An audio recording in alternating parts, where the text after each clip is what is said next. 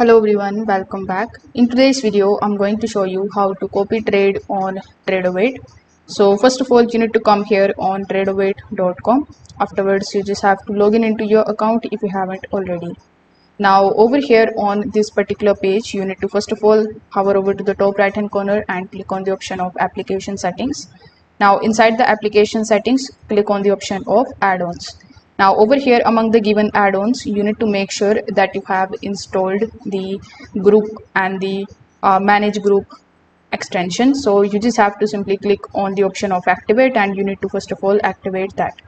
Now once that is activated successfully, you are going to see this account section. So when you click on this particular drop down menu, you will find the option of create a group. So you need to simply just select that option and you need to simply just provide a name and you need to basically create a group. Now in that particular group, you can add as many accounts as you want. So you can just simply arrange them, what you want to keep at the top and what you want to keep at the last. So after doing this, when the group is basically created, you can just simply place your order, and when you place your order after selecting the group over here in the account section, it is going to be copy trading in that particular accounts or those accounts which are basically in that particular group only. So if this video helped you out, make sure that you like this video and subscribe to the channel. Thanks for watching.